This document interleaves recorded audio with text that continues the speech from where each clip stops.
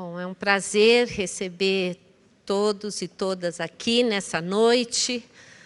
Eu vou ler, porque é raro eu precisar do recurso, mas eu já estou me emocionando desde hoje cedo, então acho melhor eu contar com um recurso escrito. Prezados educadores na docência, nos diversos campos da pesquisa e investigação, nas redes públicas e privadas e nas inúmeras cidades, estados e países aqui representados, agradeço em nome do Colégio Santa Cruz e de todos os seus educadores, do professor Fábio Aidar, da direção-geral, a presença de cada uma de vocês aqui, na modalidade presencial ou remota.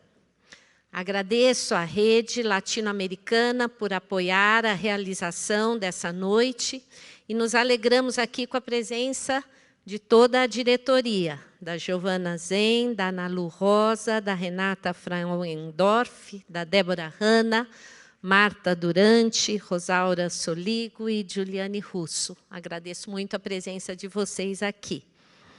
Nos acompanham na transmissão educadores de muitos lugares e temos a honra de contarmos remotamente com a participação do Conselho Consultivo da Rede. Professora querida Délia Lerner, Ana Maria Kaufmann, Cláudia Molinari, Amira Davalos, Arisbete Soto, Marina Krikauliski, Sofia Vernon, Flora Perlman. E temos aqui conosco a presença honrosa da professora Thelma Weiss, do Conselho Consultivo.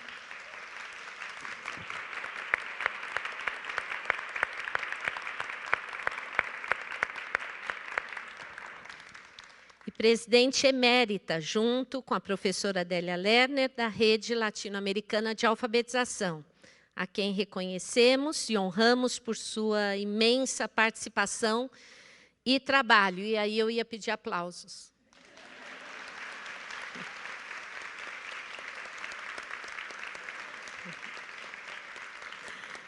Agradeço aqui às educadoras e aos educadores de perto e de longe que reservaram tempo, empenho e desejo para homenagear e honrar a professora Emília Ferreiro e seu legado. Homenagear e reconhecer professores é, em si, um ato político de defesa da escola e de sua importância. Nesse caso, temos nessa noite, na professora Emília, o exemplo maior, ao lado de nosso patrono da educação brasileira, professor Paulo Freire, um exemplo, a Emília, de compromisso, coerência e trabalho incansável para que todas as crianças, adolescentes e jovens e adultos latino-americanos tivessem garantidos seus direitos de acesso às culturas do escrito. Me aproximei da Emília pela primeira vez através de um seminário com a professora Ana Teberoski, a quem deixo aqui também a minha homenagem e reconhecimento. Ciente de que as alunas e orientandas diretas da Emília aqui presentes saberão e falarão com muito mais propriedade sobre ela e sua obra, gostaria de dividir algumas lembranças muito pontuais dos meus encontros com Emília. Nas últimas semanas, ouvimos e repetimos um pensamento de Ferreiro que sintetiza maravilhosamente o que costumamos chamar de é pensando que se aprende a ler e escrever. Por trás da mão que pega o lápis, dos olhos que olham, dos ouvidos que escutam, há uma criança que pensa.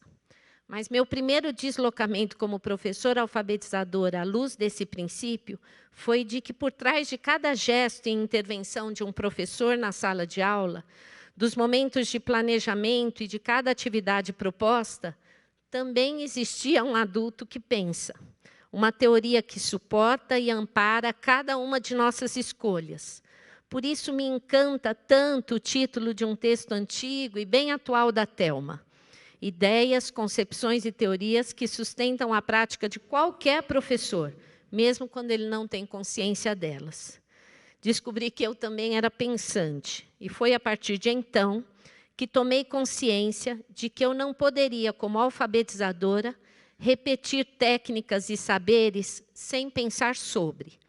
entendi que eu também enfrentaria grandes conflitos cognitivos, que estabeleceria relações de semelhanças e diferenças sobre os saberes dos alunos, suas formas de pensar, as práticas sociais presentes nas culturas do escrito e de como articular criticamente cada ponta dessa complexa rede de relações no chão das salas de aula e de toda a escola. Não poderia deixar de citar que foi através da Emília que ingressei no estudo dos impactos da cultura digital nas experiências escolares. Importante lembrar de seu convite, há bem mais de 20 anos, no livro Passado e Presente dos Verbos Ler e Escrever, para pensarmos que um dia deixaríamos de discutir questões obsoletas, como letra de forma ou letra cursiva, pois os alunos nos perguntariam qual a fonte. Acho que a Emília calculou mal, porque nessa época ela disse em 10 anos. E ela já escreveu isso há mais de 20 anos.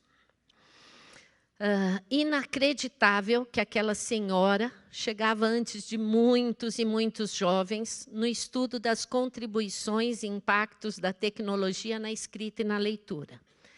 Também foi com Emília que entendi que as línguas adicionais poderiam levar as crianças a formas mais complexas de pensar a língua de nascimento.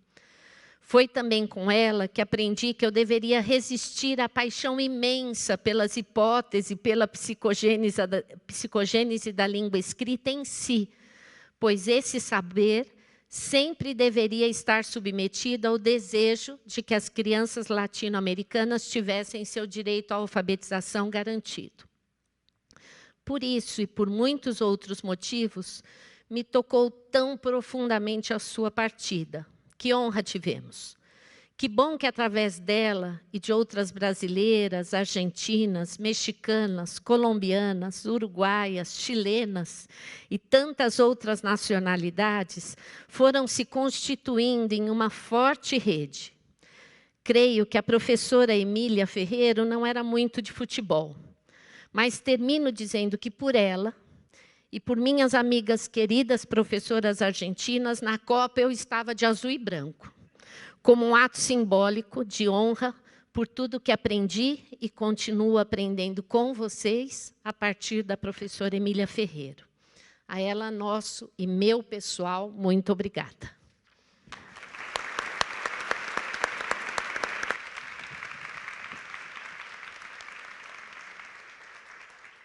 Nós teremos aqui hoje o privilégio de ter uma mesa formada pela Giovana Zen, que é pedagoga e psicopedagoga, com mestrado e doutorado em educação e pós-doutorado em alfabetização pela universidade que a Emília estava no México, sob orientação da professora Emília Ferreiro, professora de graduação e do programa de pós-graduação em educação da FACED, da Universidade Federal da Bahia.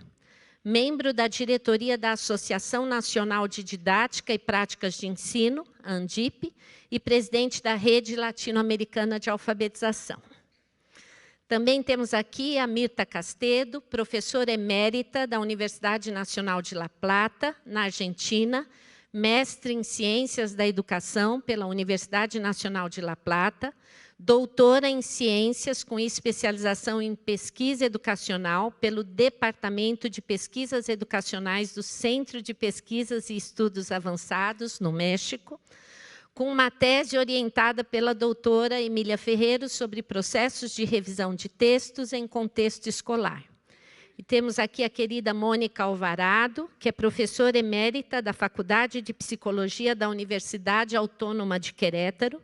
Seu interesse principal tem sido a pesquisa sobre as implicações psicolinguísticas no processo de alfabetização inicial. Ela tem sido membro do Sistema Nacional de Pesquisadores desde 2007. Seu trabalho envolveu o ensino de estudantes de graduação, mestrado e doutorado nas áreas de desenvolvimento cognitivo, psicologia da educação, aquisição da linguagem e design didático na área de língua escrita. Ela também realizou trabalhos de desenho curricular para a Secretaria da Educação Pública do México, além de ter participado de atividades relacionadas às avaliações educacionais nacionais produzidas pelo Instituto Nacional para a Avaliação da Educação no México, na área de Língua e Comunicação, e para a atual Comissão Nacional para a Melhoria Contínua da Educação. Quem media e conduz a nossa conversa aqui hoje é a querida Juliane Russo, mestre em Escrita e Alfabetização pela Universidade Nacional de La Plata, idealizadora do Reescritas e nossa parceira na organização dessa noite e desse tributo que mediará o restante que acontecerá até o final da nossa noite hoje. Passo a palavra para a Juliane. Olá, boa noite. Eu queria agradecer a todos, a todas, agradecer a presença de cada um de vocês, dizer que foi uma surpresa muito grande para mim e para a Débora, ao ver tantas pessoas interessadas, mais de 600 inscritos a gente teve, gente de 81 cidades ao redor aqui do nosso Brasilzão, de 9 estados se inscreveram, gente do Amapá, da Paraíba, do Mato Grosso, da Bahia, de Minas Gerais, gente do Distrito Federal, do Paraná, do Rio de Janeiro e de São Paulo. Eu preciso confessar que, quando eu pensei, tive a ideia desse encontro, a única coisa que eu tinha em mente era o desejo de poder compartilhar com professoras e professores a oportunidade de escutar presencialmente essas grandes mestras que mudaram a minha vida e que estão aqui hoje. Depois, com o falecimento da nossa mestra, o desejo e a urgência era de poder agradecer, de poder honrar e poder homenagear a sua obra.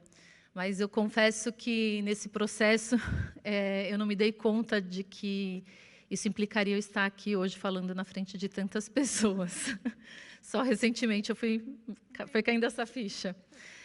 E apesar do grande frio na barriga que essa enorme responsabilidade me provocou, muito me honra oportunizar para que a gente possa estar aqui para declarar o nosso amor, o nosso reconhecimento, o nosso compromisso em perpetuar a obra que foi iniciada, fomentada, construída pela nossa querida doutora Emília Ferreiro, para a qual ela dedicou a sua vida e o seu trabalho.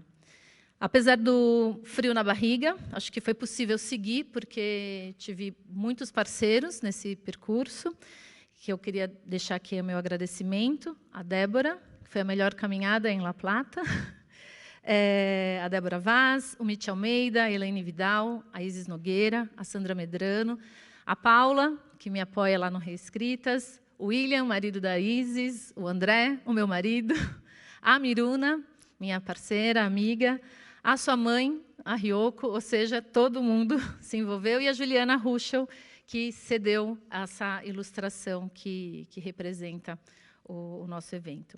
E também é possível enfrentar, estou enfrentando agora, tá? Não é que eu já enfrentei o frio na barriga, porque eu sinto que estamos aqui entre amigos, que viemos aqui para aprender com essas pesquisadoras que também dedicam sua vida, dedicam seus esforços, seus trabalhos em defesa dos direitos das crianças, jovens e adultos de serem respeitados no seu processo de aprendizagem da língua escrita, como bem nos ensinou a doutora Emília Ferreiro. Então, muito obrigada a vocês e a todos vocês. Minha cola. Vou compartilhar com vocês como que o encontro de hoje está pensado. Ele vai ser um esquema de entrevista. Eu preparei 3 perguntas, que eu queria muito saber as respostas, para cada uma. E aí, depois que uma convidada responder uma das perguntas, outra que não respondeu a pergunta vai comentar, vai fazer um comentário. Depois desse bloco, a gente vai abrir para 1 ou 2 perguntas da plateia, vai depender do tempo, né? Inicialmente eram 5 perguntas, mas depois eu fui vendo que o tempo era curto. Então, 1 ou 2 perguntas. E aí vocês podem enviar as perguntas de vocês acessando a página da internet desse encontro. Sabe o cartãozinho, que eu não peguei nenhum para mostrar? Aquele ali, ó, que a Suzana está mostrando para vocês, que estava lá na recepção, tem um QR Code atrás dele. Vocês podem acessar com a câmera do celular, que vai direcionar a um site, que é um site do encontro. Vocês vão poder enviar por ali. Quem não recebeu também o cartão pode levantar a mão, que o Mitch, a Isis, né, podem ajudar vocês, Elaine também pode ajudar entregando. Ou vocês podem usar o celular apontando para o QR Code do cartão do coleguinha do lado, mas não deixem de levar o cartão de vocês. Nessa página, vocês podem fazer o download dessa imagem, né, que está aqui. Essa imagem foi cedida, o uso, pela Juliana Ruschel, e foi composta junto com essa citação da Mirta Castedo, que finaliza um artigo que ela escreveu em homenagem a Emília Ferreiro, que semeou uma teoria, vou falar em português, semeou uma teoria psicolinguística e floresceu um movimento pedagógico. Então, vocês podem baixar essa imagem do evento, fazer o que vocês quiserem, fazer uma camiseta, xícaras, enfim, postar, fiquem à vontade. E vocês também podem enviar perguntas, tem um botão para envio de perguntas, deixar uma homenagem para Emília Ferreiro, acessar a galeria de fotos, as fotos que estão na exposição ali no saguão, elas estão todas já disponibilizadas nesse site, e depois do encontro, as fotografias que forem tiradas, a gente vai compartilhar lá também. Se alguém tirar foto e quiser compartilhar para a gente postar nos stories, marquem a hashtag da rede, tem ali também as indicações do Reescritas e também do Colégio Santa Cruz. Certo? Bom, deixa eu ver se eu esqueci de falar alguma coisa. E tem um link também para o Mentimeter. Cadê o moço que estava ali? Você pode mostrar? O Mentimeter é uma interação que vocês podem fazer escrevendo uma palavra, né, que representa o impacto da obra da Emília Ferreiro na sua vida. E aí ele está sendo feito simultaneamente.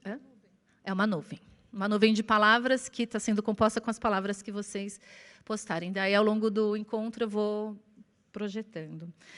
Uma outra coisa, por fim, tem um QR Code que estão ali nas paredes, na entrada, que é para vocês fazerem um check-in, para marcar presença, né, como se fosse uma lista de presença, é um check-in online. Tá? E aí é interessante para a gente saber quem veio e poder compartilhar outras comunicações com vocês. Certo? Acho que é isso, podemos começar. Então, eu vou começar perguntando para a Mônica, e aí, com o comentário de Mirta Castedo.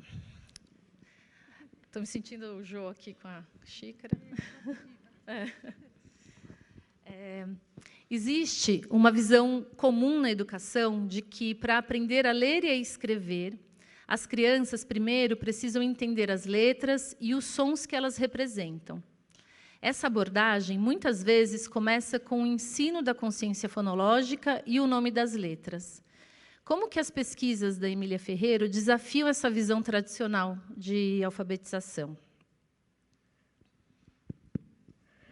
Yo creo que lo primero que tendríamos que decir es que el trabajo de Emilia es psicogenético. Y eso hace que pongamos una dimensión diferente en la misma historia de la lengua escrita. Cuando hablamos simplemente de letras y de fonemas, estamos prescindiendo de lo que es la escritura. La primera gran aportación fue eso, decir, la escritura tiene una historia y en esa historia hay muchas posibles soluciones. Tener una escritura alfabética es solamente una de las múltiples soluciones que los humanos hemos inventado para dejar una representación por escrito. Entonces, cuando escuchamos que hay que empezar con fonemas para que los niños puedan alfabetizarse, hay que dudar de a qué nos estamos refiriendo por escritura. Y eso está ligado también con pensar en algo muy simple de la adquisición. Si pensamos que son fonemas y letras, bueno, históricamente es insostenible, pero psicológicamente también es insostenible. tenemos estudios, no solo los de Emilia Ferreiro, sino desde muchas otras perspectivas, que dejan mostrar muy claramente, muy evidentemente, que los fonemas se construyen a partir de estar en contacto con lenguas alfabéticas, con lenguas escritas alfabéticas, lo dije mal. Y eso quiere decir que los fonemas no preexisten psicológicamente. Si tú piensas que es el resultado de un proceso de alfabetización en un sistema alfabético, imagínate pensar en los niños que no han sido alfabetizados a través de los fonemas que no preexisten psicológicamente. Es un disparate. ¿Qué pasó con la psicogénesis? Bueno, la pregunta entonces es ¿cómo lo piensan los niños? Ya dijimos, en la historia no es la única solución, pensar ni siquiera en una representación de la lengua, o sea, podría haber sido otro tipo de representación más conceptual, no necesariamente glotográfica. Y entonces los niños, ¿cómo lo hacen? Si hay tantas posibilidades de representación de la lengua. Bueno, entonces Emilia Ferreiro tuvo esta maravillosa idea de preguntarles a los niños y a las niñas cómo lo entendían, cómo se van dando cuenta de qué representa la escritura y cómo hacen esas representaciones. Los niños tienen respuestas para las cosas que les llaman la atención y les llaman la atención porque están en el medio. Y ella también decía, y no piden permiso para empezar a pensar. Entonces, apenas están en contacto con lo escrito, se empiezan a plantear, ¿y esto cómo funciona? ¿Qué representa? ¿Y estos elementos que están aquí, a qué equivalen? La respuesta no es sencilla y la respuesta es el producto de la cognición que se da a través de una serie de actividad cognitiva que podríamos resumir un poco diciendo trabajo de inferencias, donde de a poco van cobrando relevancia algunos aspectos, se van armando sistemas explicativos y esos sistemas que los niños van construyendo de a poco les permiten hacer nuevas preguntas, nuevas aproximaciones y nuevas conclusiones. Son aproximaciones sucesivas en esta manera de ir infiriendo sistemáticamente sobre qué representa lo escrito. Y haber tenido este perfil tan identificado por la teoría que empieza con los trabajos de Ferreiro y Tversky, pues ha ido generando también otra manera de conceptualizar a los niños, de darnos cuenta cómo son sensibles al uso de la escritura en los contextos en los que se usa. Y creo que ese es el otro gran aporte que tiene que ver con esta manera de romper la mirada tradicional sobre lo simple y lo complejo, ¿no? Tú como docente a lo mejor pensarás, tu trabajo es hacer fácil la enseñanza o el aprendizaje. Bueno, la manera más complicada de enseñar a leer y escribir es haciendo esta sobresimplificación de letras y fonemas. Cuando está en un contexto social relevante, comunicativo, ahí llama la atención de los niños. Y ahí empieza a pensar el niño sobre el sistema y ahí entra en comunicación con la lengua escrita. Y en ese sentido, para Emilia Ferreiro siempre fue muy claro que la lengua escrita no es solamente un sistema de escritura, es una cultura. Y es una cultura que cambia entonces cómo entendemos la alfabetización. No puede ser solo voltear a mirar las letras ni de manera simple, sino más bien en contextos bien complejos que le den cabida a los niños para pensar y para poder hacer todo este trabajo cognitivo tan sistemático, tan relevante y tan bien caracterizado, no importa prácticamente la lengua a condición de que la escritura sea alfabética.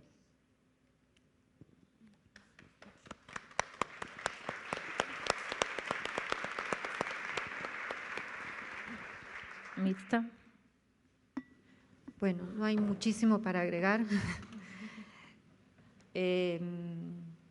A mí lo que me motiva la pregunta es pensar que Emilia nos mostró cómo piensan los niños sobre la escritura, y eso hizo que quedara muy claro para los educadores que el objeto de enseñanza es la escritura.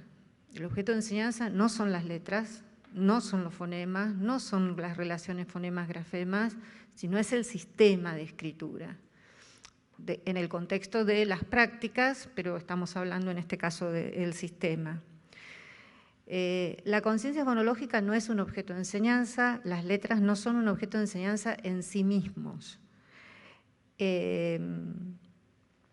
La repregunta sería, ¿por qué partir de unidades sin sentido, como las letras o los fonemas, si sabemos que el esfuerzo de los chicos está puesto en dar sentido a las unidades para armar un sistema? Y en ningún momento de todo ese proceso los chicos no dan otros sentidos que no son los que dan al adulto, pero en ningún momento dejan de dar sentido a las unidades. Entonces, ¿por qué enseñar unidades sin sentido si las podemos enseñar con sentido? ¿Para qué complicar las cosas? Sabemos, y ahora me refiero a la experiencia didáctica acumulada y a algunas investigaciones didácticas, que es absolutamente posible que los chicos aprendan el nombre de las letras y muy rápidamente, de todas las letras a la vez, a través de 2 o 3 situaciones muy conocidas por todos y relativamente sencillas, que tienen que ver con 2 o 3 fuentes de información, son los nombres propios, los nombres de los días de la semana, tal vez los nombres de los meses, tal vez un abecedario con palabras asociadas de lo que se va trabajando en el aula y ya está. En un mes o 2 no hay niño que no sepa nombrar, no de una manera, sino de varias maneras a todas las letras. Entonces, ese problema no es un problema. Para los niños no es un problema aprender el nombre de las letras. Son creativos además en eso, no solo toman las que vienen del mundo adulto, sino que encuentran otras maneras de nombrarla. Sobre conciencia, lo que también se dejó claro, y Emilia escribió un hermosísimo artículo breve y bellísimo para Brasil, reflexiones sobre la escritura, no recuerdo muy bien el título, ¿vos te lo acordás? No, el de interdependencia también es bellísimo, pero yo digo uno que escribió especialmente para Brasil, que es reflexión... me olvidé el título, pero lo escribió especialmente para Brasil luego de un encuentro. Sí. Bien.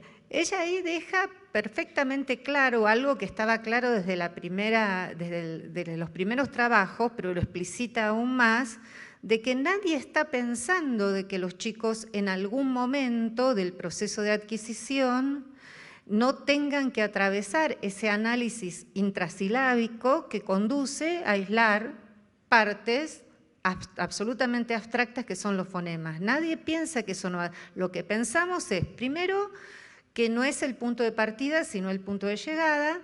Segundo, que sucede a propósito de la escritura, no previo a que aparezca la escritura en la vida de los niños, ni solo desde la oralidad.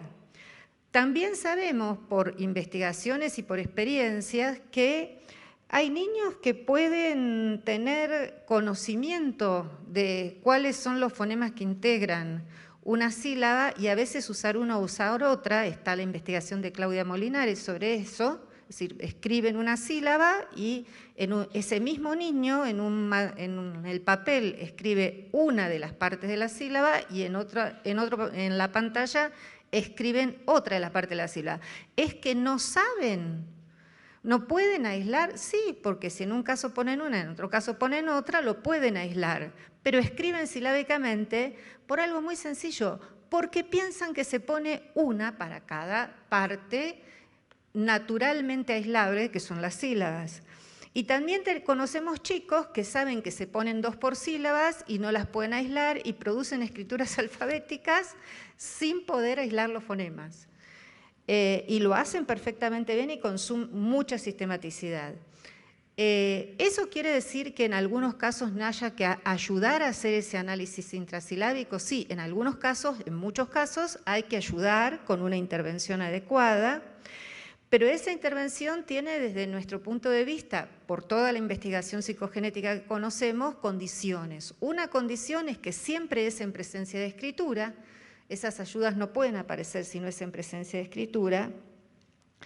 Y siempre es una intervención que conduce al análisis, a la reflexión sobre la escritura ya producida, que es algo distinto a pensar que es un conocimiento que se aplica a la escritura. Es decir, que yo lo conozco primero en lo oral y después lo aplico a la escritura. Es distinto a pensarlo, que es el producto de la reflexión sobre la escritura.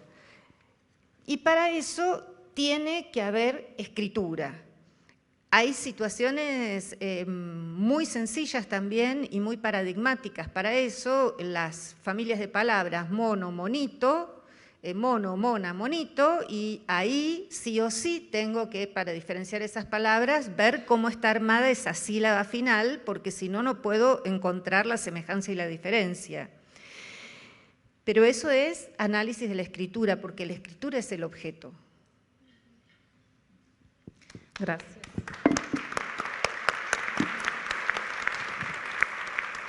Vou pedir para o Raul pôr a nossa nuvem de palavras, para ver se vocês estão... Opa! Uau! Obrigada, Raul. Podem continuar. Bom, agora a próxima pergunta é para a Mirta, e quem vai comentar é a Giovana.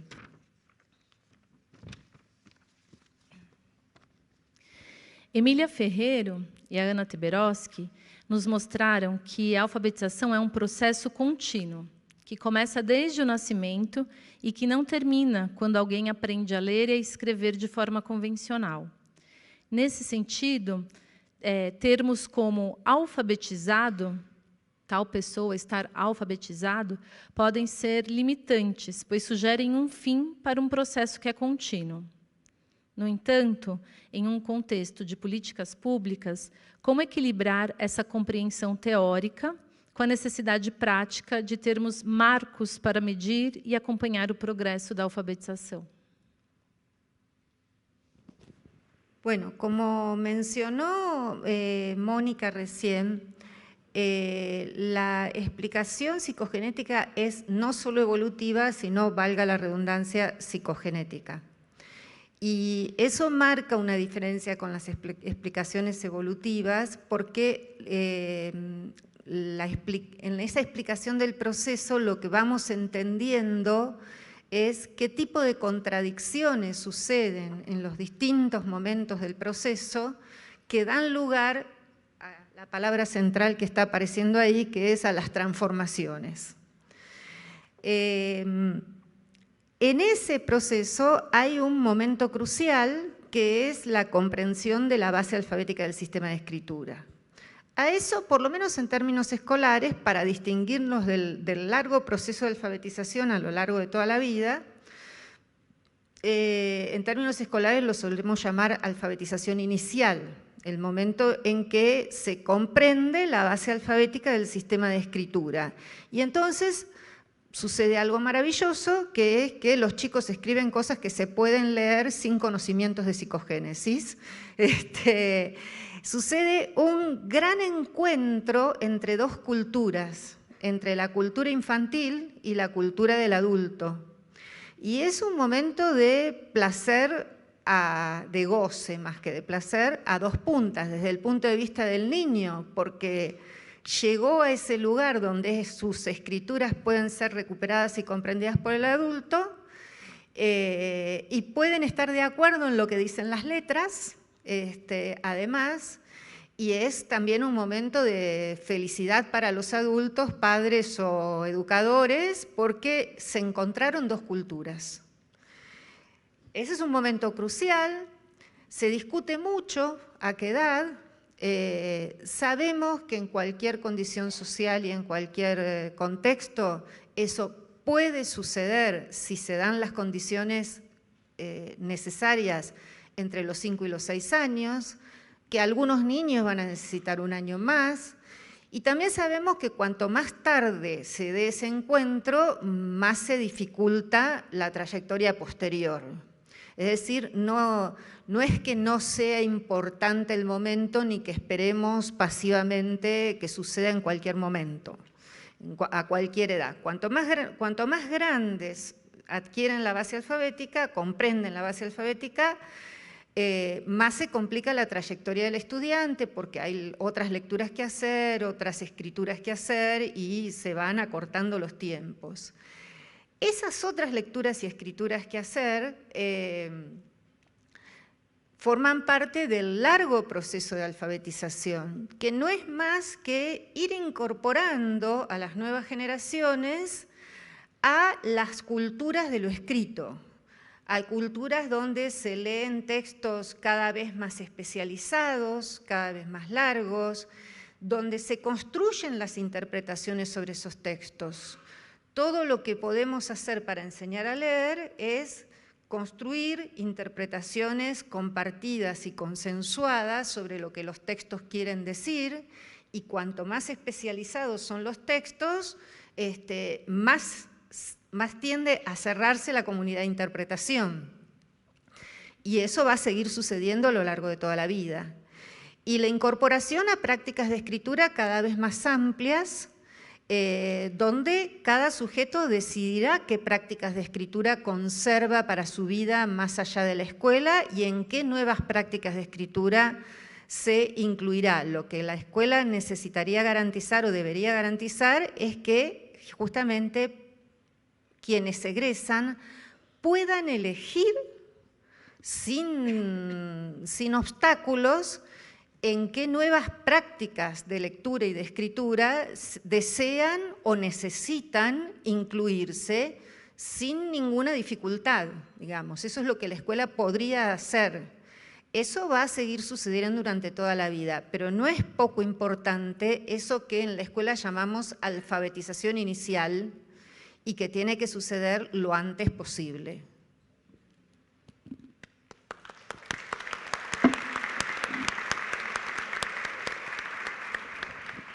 Giovana.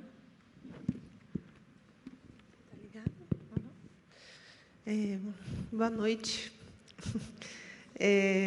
Primeiro eu quero agradecer o convite, dizer que é uma honra estar aqui. Falei para a Thelma que eu estava nervosa, ela disse que eu não precisava, então, como eu confio sempre nos conselhos dela, estou aqui. Quero dizer que é uma honra estar aqui, porque me sinto como uma pesquisadora iniciante, estar ao lado de Mirta e de Mônica é uma grande oportunidade. Eu queria problematizar um pouco, polemizar, talvez, essa questão da terminalidade da alfabetização, principalmente aqui no Brasil, por conta das políticas públicas que nós temos aqui, das políticas de avaliação que nós temos aqui. E quando a Júlia mandou as questões, fiquei pensando muito sobre isso. Concordo plenamente com o que Mirta acabou de nos falar, de que, sim, precisamos garantir esse direito o mais breve possível, né, desse encontro dessas duas culturas, mas há muitos anos que o Brasil vem sofrendo com as políticas de avaliação. E isso me faz pensar a quem, de fato, interessa definir a terminalidade da alfabetização, né? As crianças? Acho que não. Aos professores? Também acho que não. Aos formuladores de política? Sim, né? Principalmente aqueles que entendem ou que defendem as políticas meritocráticas e que precisam, né, desses indicadores, dessas notas de corte, para definir que, qual é o mesmo número? Com 743, uma criança está alfabetizada, né? E é muito complicado. Aqui no Brasil, a gente tem enfrentado muito esse desafio de definir o que é estar alfabetizado. Recentemente, o INEP fez uma pesquisa e definiu, elaborou uma definição através de uma consulta a diversos professores de diversas regiões do Brasil, e a definição começa com a seguinte frase: os estudantes estão alfabéticos. E aí, uma pergunta que eu penso que a gente precisa se fazer é: estar alfabético é estar alfabetizado? Né? Veja que essa palavra, né, estar alfabético, é uma palavra que tem a ver com a concepção de alfabetização que nós defendemos, né? Quando a gente fala alfabético aqui no Brasil, a gente está falando de uma determinada concepção, que é essa a qual nos filiamos.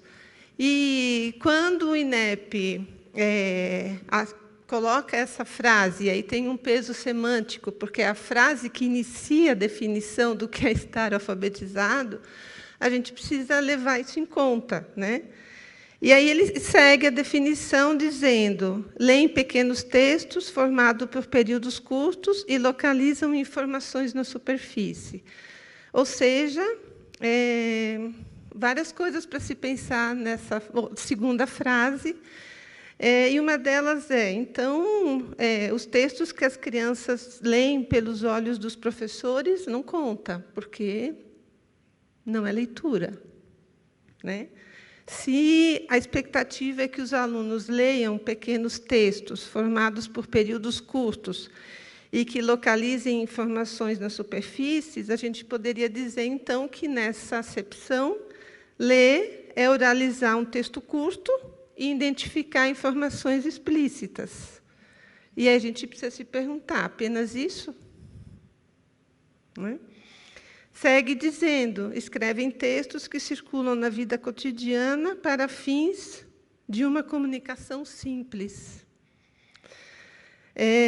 Leitores e escritores incipientes, né? Então, acho que todas essas expressões que determinam, enfim, estão aí a determinar políticas públicas, precisam de uma análise crítica, né, de todos nós. Precisamos olhar para isso e pensar sobre isso, porque, de novo, a pergunta, né, a serviço de quê, de quem está essa terminalidade da alfabetização?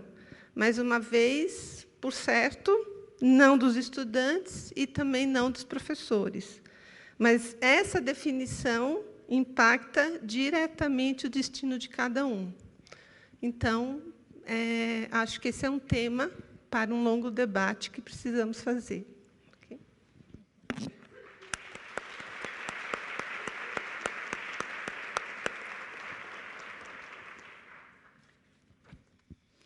Obrigada. Agora, uma pergunta que é para a Giovana, e a Mônica comenta. E, depois dessa parte, a gente abre para as perguntas que vocês enviaram. Uma das críticas que a perspectiva psicogenética construtivista recebeu por muito tempo foi a de que a psicogênese havia sido realizada com falantes de espanhol e que o processo evolutivo observado não serviria para as crianças brasileiras. Embora o processo evolutivo apresentado por Ferreira pudesse ser diariamente observado em qualquer sala de aula em que as crianças estivessem liberadas para escreverem, fez falta pesquisas em língua portuguesa que pudessem debater com essas perspectivas. Só após 40 anos da publicação da Psicogênese da Língua Escrita, tivemos a publicação do seu estudo de pós-doc orientado por Emília, que desenvolve uma pesquisa com crianças brasileiras e que corrobora o processo evolutivo descrito na Psicogênese, mas também destaca as particularidades desse processo no português brasileiro. Como você vê esta lacuna de pesquisa em português, tanto psicolinguística como didática? Um país com dimensões continentais, que teve uma frente ampla de formação docente, em uma perspectiva que está apagada na academia. Quais efeitos essa lacuna provoca e o que podemos aprender com Emília Ferreiro para responder esta questão? Então, eu gostaria de começar lendo nesse livro que, coincidentemente, Mirta citou, que todos vocês devem ter, que é o Reflexões sobre Alfabetização. Geralmente, a gente pula os prefácios e apresentações, mas eles dizem muitas coisas, né?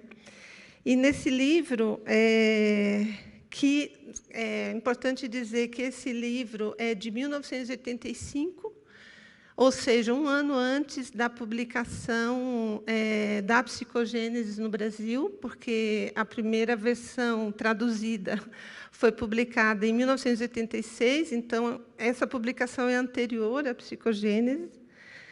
E, nesse livro, a Emília termina a apresentação dizendo o seguinte, eu vou ler. Esperamos, no entanto, que novas pesquisas brasileiras contribuam para precisar melhor os aspectos específicos de português, aspectos relevantes para compreender o que ocorre quando se inicia o período de fonetização da escrita. E essa não foi a única, nem a primeira, enfim, vez que a Emília convocou nós, brasileiros, a investigar as particularidades do processo de aquisição da escrita no português brasileiro.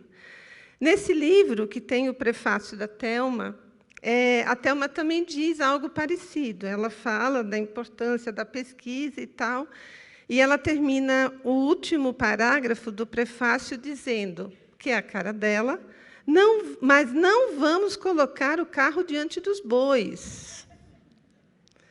E nós colocamos. Dessa vez, a gente não obedeceu.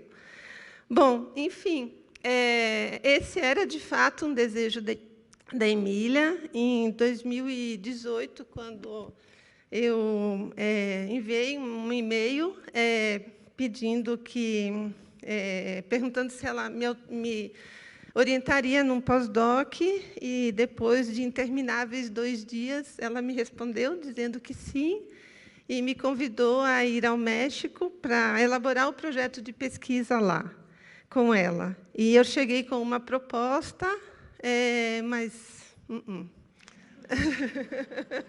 Não, eu tentei 2 vezes, mas, enfim, não foi. E a Emília tinha um desejo, que era realizar essa pesquisa, né? Ela queria analisar as produções infantis brasileiras. Era isso que ela queria. É interessante pensar que, aqui no Brasil, a gente nunca fez essa pesquisa, nunca tinha feito até então essa pesquisa, mas que outras pesquisas foram feitas a partir de outros marcos conceituais, epistemológicos, enfim, e que, inclusive, chegaram a conclusões interessantes, que é, por exemplo, que, no Brasil, as crianças não produzem escritas silábicas, né? Certo? Então, enfim, fiz a pesquisa, a gente entrevistou 111 crianças, 2 vezes, com intervalo de 6 meses, e muitas aproximações com aquilo que nós nos deparamos cotidianamente na sala de aula. Muitas, lógico, né? E aí fica uma pergunta. Então, por que realizar uma pesquisa sobre algo já conhecido empiricamente? Né? Por que pesquisar algo que a gente vê todos os dias? Por quê? Né? E eu gostaria de dar 4 respostas para isso. Primeira resposta é que, de fato, há muitas generalizações. Então, de fato, há muitas escritas, enfim, pré-silábicas, que a Emília, inclusive, prefere chamar de pré-fonetizantes, né? Escritas silábicas iniciais, silábicas alfabéticas e alfabéticas, certamente. Mas também há muitas particularidades, né? Então, eu lembro que uma pessoa que colaborou intensamente, continua colaborando, porque seguimos aí pesquisando essas questões, foi a professora Cláudia Molinari, e eu lembro que, enquanto eu entrevistava as crianças, eu confesso que eu estava em busca das escritas silábicas, né? Porque eu queria provar cientificamente, academicamente, que elas existem. E aí, cada vez que surgia uma escrita silábica, eu fotografava e mandava. E, do outro lado, nem a Cláudia nem a Emília se empolgavam com isso, e elas me mandavam perguntas, né? Então, elas me diziam, mas a gente precisa entender por que está escrevendo desse jeito. Eu digo, não é possível que elas não vão ficar felizes com as escritas que eu estou mandando, né? Não, elas me faziam perguntas que eu não tinha ideia. Então, de fato, há particularidades, né? Na live do dia 8 da homenagem, a gente ouviu a Ana Maria Kaufmann falando que ela ficava assustada quando recebia de volta a análise que a Emília fazia das entrevistas que ela própria tinha feito, e eu vivi algo muito parecido, porque, na hora que a gente colocava as escritas em cima da mesa, a Emília via coisas que eu também não tinha visto, né? Ela olhava e dizia, nossa, como as crianças usam consoantes. Eu olhava e dizia, né? Nossa, como as crianças usam O, U. Eu dizia, você acha? Né? Enfim, ela via coisas que eu também não conseguia ver. Então, sim, há muitas particularidades que precisam ser investigadas e que nós precisamos seguir com isso.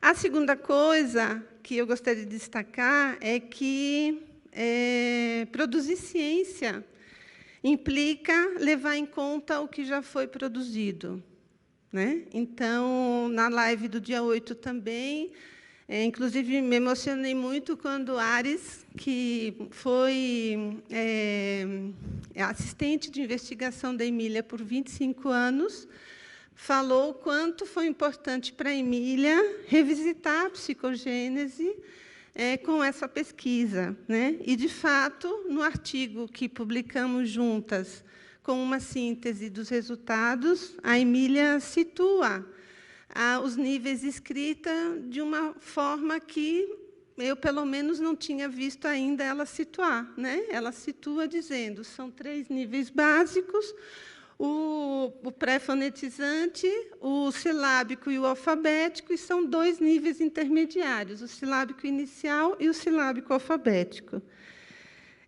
Aqui no Brasil, a gente pouco fala no silábico inicial, né? Quando a gente olha, por exemplo, para as redes municipais que seguem avaliando as crianças, considerando os níveis de escrita, a gente vê, ou as escolas, a gente vê que, geralmente, os níveis são pré-silábico, silábicos sem letras pertinentes, silábico com letras pertinentes, silábico alfabético e alfabético. E o silábico inicial não existe, né? Não existe. Então, essa é uma questão que me parece importante da gente pensar aqui no Brasil um pouco mais sobre esse momento tão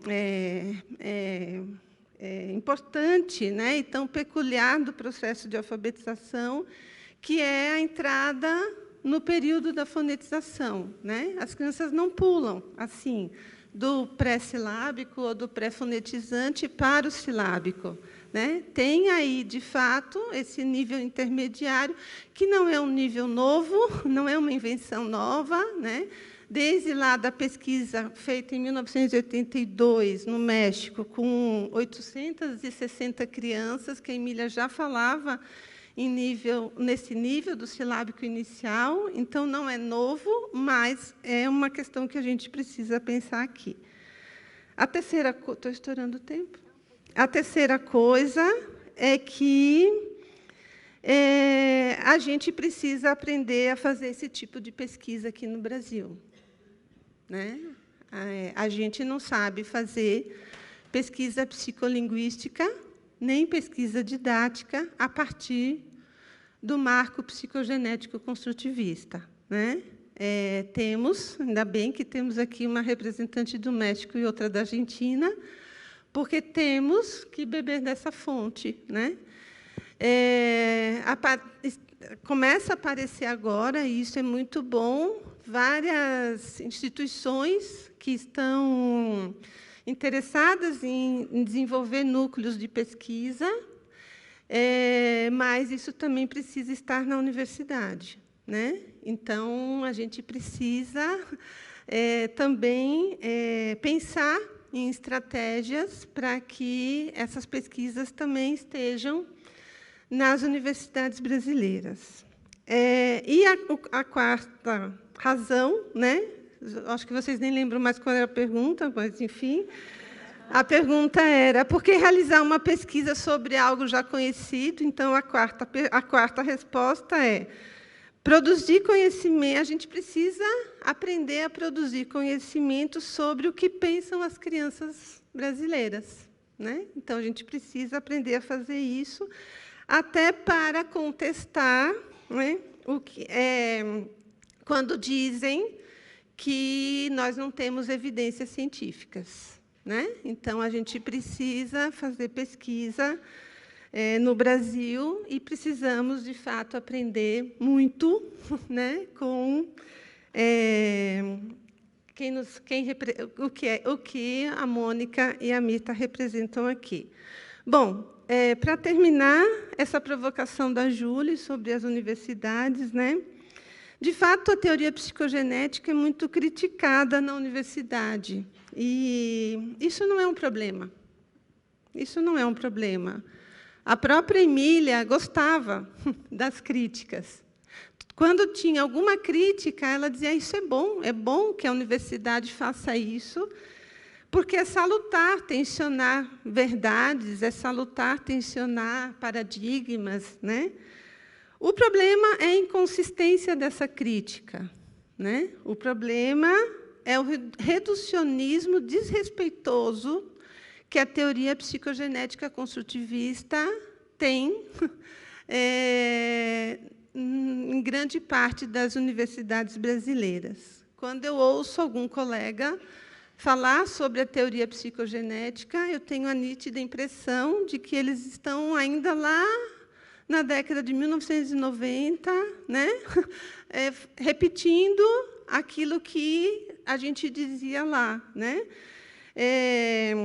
Infelizmente, a teoria psicogenética, em muitas situações, isso na minha opinião, grande parte responsabilidade da universidade, tem sido usada apenas para etiquetar as crianças, para classificá-las, e não exatamente para compreender o que elas pensam, né? A teoria psicogenética é utilizada para classificar, etiquetar, coloca de lado e segue com outra abordagem, com outra concepção, que não dialoga com isso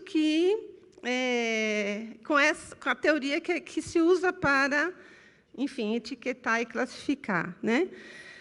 Enfim, no Brasil, esse conhecimento produzido nos últimos 20 anos, né, tanto por pesquisadoras mexicanas como argentinas, tanto pesquisas psicolinguísticas como didáticas, não está ainda amplamente difundido, não está democratizado, né? Eu faço esse marco mesmo dizendo que eu acho que a gente cristalizou lá no final da década de 90 e início dos anos 2000, justamente porque foi nessa época que predominava nos programas de formação de professores, o PROFA, enfim, através de um esforço hercúleo de Thelma, de Rosaura, enfim, de tantas outras que estão aqui, que conseguiram fazer chegar aos professores essa abordagem, né? Mas, desde então, perdemos esse espaço e precisamos seguir lutando por ele, né? Então, é isso, né? Ontem eu ouvi uma expressão que eu gostei muito. Posso falar, Débora? Posso. Da juventude construtivista. Então, acho que é uma convocatória mesmo, né? Para que essa juventude construtivista faça pesquisa. Faça pesquisa. Né, que tente, de alguma forma, e a rede, um dos propósitos da rede é justamente esse, né, tensionar esse debate, buscar alianças, né, com outros países que sabem fazer, para que a gente possa também, aqui no Brasil, aprender, né, como é que a gente olha para a criança brasileira e como a gente ensina essa criança também.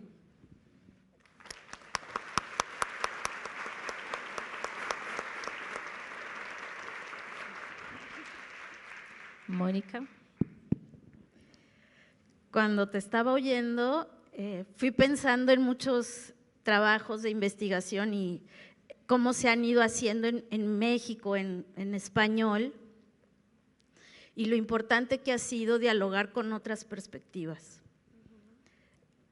No solamente sabemos de la psicogénesis de la lengua escrita, sino cada vez entendemos un poquito más cómo es nuestra propia lengua y qué tipo de ajustes se tienen que hacer cuando se escribe esa lengua con esas características.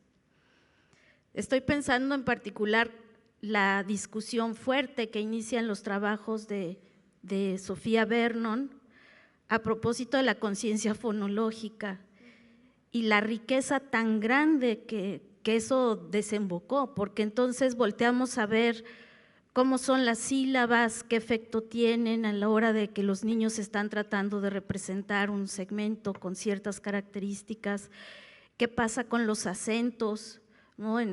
Yo estoy segura que, yo portugués no sé, por eso no puedo hacer un ejemplo, pero estoy segura que también debe haber acentuación diferente, que las sílabas también tienen ahí una cosa complicada. Yo las oigo hablar en portugués y juro que tienen muchísimos más fonemas que el español.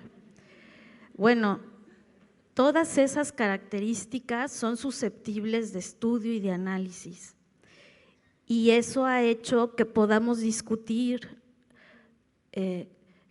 sobre todo pensando en estas reflexiones que hacen los niños, porque no es equivalente escribir una palabra que tenga sílabas directas que una palabra que tenga, por ejemplo, para español, algo muy difícil es cuando hay dos vocales juntas, ¿no? Y cómo se concibe entonces la sílaba diferente o cómo se puede observar una escritura a la que le faltan letras, siendo que ya había sido alfabético en alguna producción más regular silábicamente. Me da mucho gusto que quieran hacerlo en portugués brasileiro, porque además hace tanta falta, porque podemos entender mejor qué está pasando con la escritura y qué está pasando con los niños. Y sí es cierto que la parte oral requiere análisis, también es cierto que otras partes que no están ligadas solo con la oralidad requieren análisis. Y creo que eso Emilia también lo tenía bastante claro. ¿Qué pasa con las organizaciones de los textos? ¿Qué pasa con la ortografía de las palabras? ¿No? Justo al revés, ya no desde la parte oral, sino a lo mejor desde la misma historia de la escritura, y qué decisiones se han ido tomando y cómo piensan los niños a propósito de esas decisiones convencionalizadas de la ortografía y cómo cambian para cada lengua. ¿Por qué cambian para cada lengua? O, por ejemplo, también, ¿qué pasa? Y ustedes lo decían antes, con la tecnología. Y cuando digo tecnología no me refiero solamente a esta tecnología electrónica, sino qué diferencias hay entre quien escribe a mano y las decisiones que toma frente a quien escribe en un ordenador y las decisiones que toma. Y los niños, ¿qué pasa con los niños? Hace rato lo decía Mirta, podía ser que a mano tomara una decisión representando una sílaba con una letra particular, y a la hora que está en la computadora resulta que puede tener otra también pertinente, me estaba imaginando, para representar el mismo segmento silábico. O sea, la información la tenía el niño. Había dos posibles realizaciones gráficas para el mismo segmento, pero la herramienta no fue la misma. ¿Qué pasa con la herramienta? ¿Cómo pesa en las reflexiones de las decisiones que los niños pueden ir haciendo? Yo creo que son infinitos los temas de investigación que se pueden abrir. A veces decimos lengua escrita como si cualquier cosa fuera lo mismo. Estoy segura que no, que cada lengua tiene sus propios cánones de escritura y es necesario volverlo a ver, ¿no? El español es muy diferente, cómo se ordena, cómo funciona la puntuación, cómo se arma una página visualmente, puede ser diferente del portugués. No lo sé porque no tengo la fortuna de poder leer o escribir en portugués, pero de las lenguas que sí puedo leer, sé que es diferente al español. Entonces, abrir las preguntas me parece que es lo que tocaría ahora. Y este es el cuento de no acabar, porque en la pregunta había algo así como, en español se sabe todo. No, la psicogénesis apenas sabemos algunas cosas. Es una línea de investigación muy grande, muy larga, inacabada, continua, desafiante, y tenemos mucha batería para seguir. Me gusta mucho esta idea de volverlo comunicable, eso que dices me parece que es lo más justo que puede haber, pero para que algo se vuelva comunicable tenemos que pensar en nuestros interlocutores, y esos interlocutores son los que piensan diferente de nosotros. Y ese es el reto también para la ciencia, encontrar caminos de comunicación posible.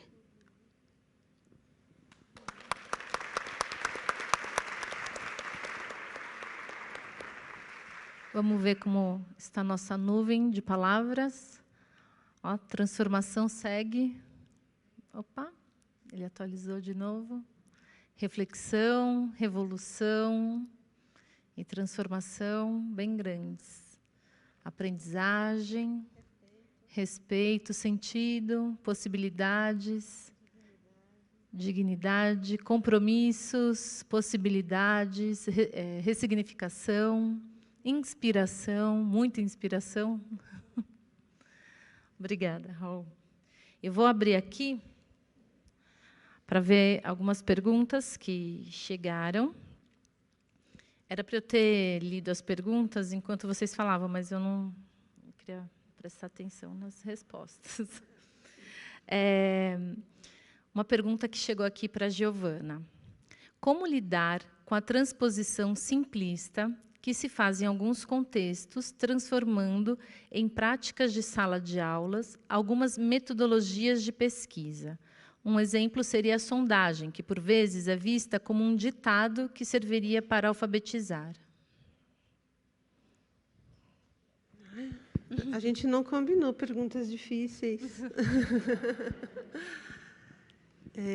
Então, acho que como lidar, né? Acho que a gente lida discutindo essas práticas, a gente lida questionando, né? Sim, né? É muito mais fácil a gente reduzir, simplificar, né? Não é fácil, né? Não é fácil orquestrar, né, vários conhecimentos para poder realizar uma boa intervenção. A gente sabe disso, né? Realizar uma boa intervenção significa... eu lembro de uma entrevista que a Emília deu para a Regina, lá na Nova Escola, e que a Emília dizia que é preciso de um professor profissional, que ela nunca disse que era para sentar no sofá e ficar olhando as crianças aprenderem, né? Lembra, Regi, que ela falou isso? Então, é isso, né? Ter uma atitude profissional diante de uma situação didática é tudo o que a gente espera. Poder problematizar uma escrita, uma produção escrita, considerando a situação comunicativa, considerando as condições didáticas, enfim, isso exige uma formação que não é uma formação aligerada de 2, 3 encontros, né? Mas que é uma formação consistente, contínua. Então, como é que a gente enfrenta isso, né? A gente enfrenta tendo boas políticas de formação continuada, de fato continuadas, né, no Brasil, e não a cada 4 anos uma política diferente, com concepções de alfabetização diferentes também, né, e que, enfim, vão criando essa situação que a gente está aí enfrentando agora, né? Bom, a questão da sondagem é uma questão também para a gente pensar, né? Porque a própria Emília também tem uma nota de rodapé que ela diz que ela nunca sugeriu que um procedimento de pesquisa, né, fosse adotado como uma situação didática, enfim.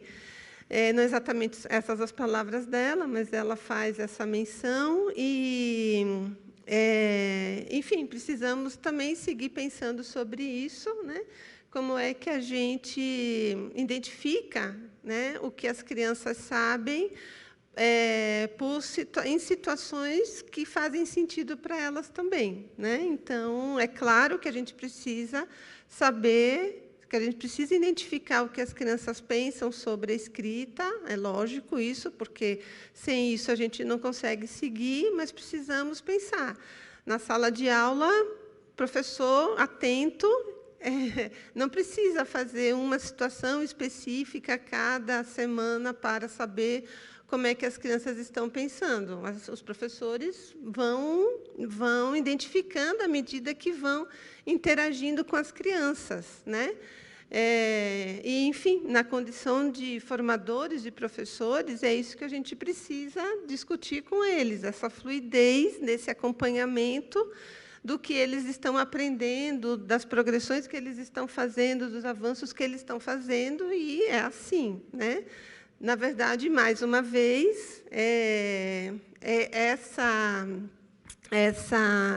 esse enquadramento, né, muitas vezes, é muito mais em função de um acompanhamento da gestão, né, da escola, ou da rede municipal, ou do Estado, enfim, do que uma necessidade real dos professores e das escolas, porque é possível saber o que as crianças pensam, observando elas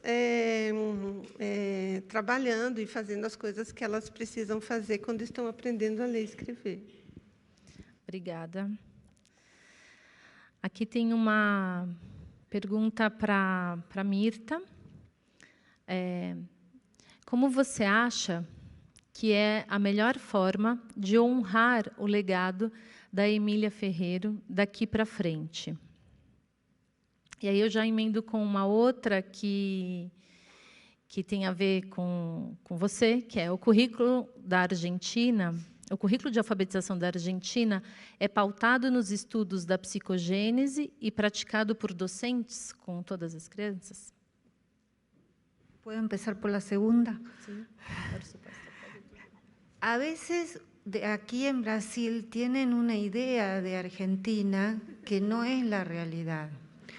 Lo que pasa es que ustedes invitan a los amigos, con los que están de acuerdo, pero en Argentina tenemos los mismos problemas. Es decir, no son todas las universidades que investigan en esta perspectiva. Son poquitísimas.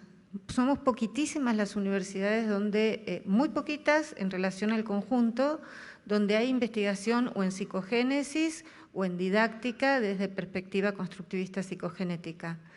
Y el organismo nacional de investigación, el CONICET, tenemos las puertas absolutamente cerradas. Está la otra perspectiva y nunca jamás pudimos acceder al sistema, lo que sería el Sistema Nacional de Investigación. No porque no tengamos méritos, y no me refiero a mí, sino a otras colegas mucho más indiscutibles que tampoco pudieron entrar a CONICET. Entonces, no crean que nuestra situación es mucho mejor. Los currículum, hay dos, el de provincia, primero fue el de Ciudad de Buenos Aires y después el de Provincia de Buenos Aires, que sí, efectivamente, fueron currículos que se escribieron desde la perspectiva de las prácticas sociales del lenguaje y que en lo que tiene que ver con alfabetización inicial, tienen como explícitamente como marco de referencia la psicogénesis, entre otros marcos de referencia, porque obviamente no es el único marco de referencia, porque un currículum no se puede armar con una perspectiva psicolingüística y punto. Pero sí claramente se encuadra dentro de eso. El resto del país, que son 20 y pico de estados más, no tienen casi todos lo que se llama enfoque comunicativo, que es más o menos como alfabetización y letramento de ustedes. Es decir, por un lado está leer, escribir, hablar y escuchar, y por el otro lado está el trabajo con el sistema, y el trabajo con el sistema está mezcladito. Un poquito de cada cosa, y en casi todos aparece conciencia fonológica como una habilidad a entrenar. No dicen necesariamente habilidad, pero es una habilidad a entrenar. Es decir, que las luchas son las mismas, y en las aulas pasa de todo. Es decir, pasan cosas.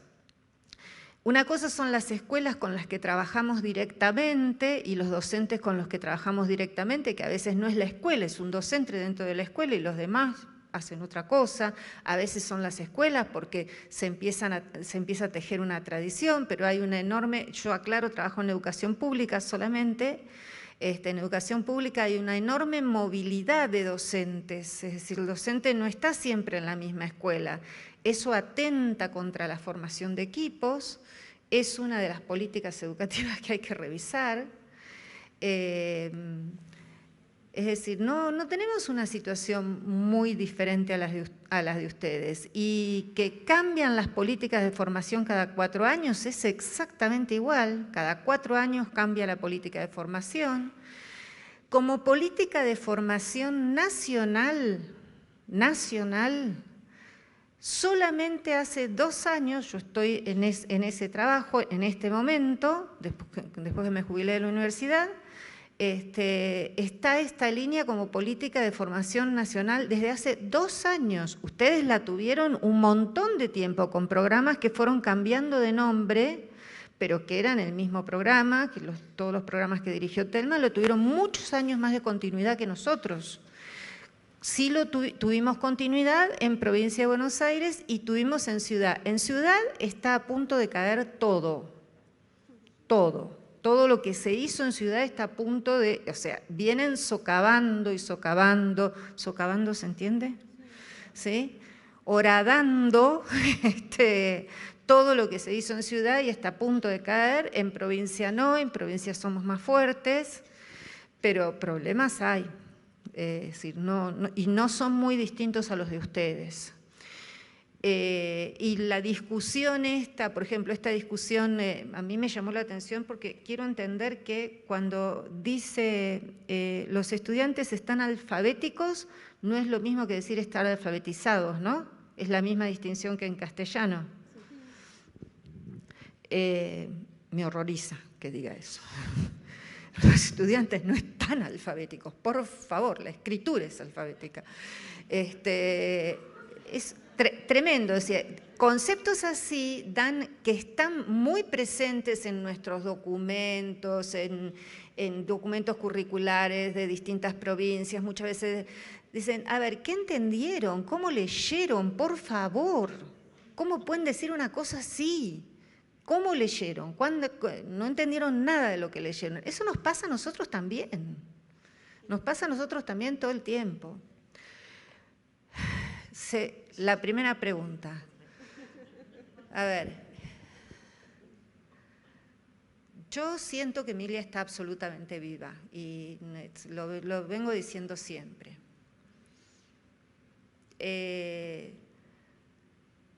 Voy a contestar primero lo más formal.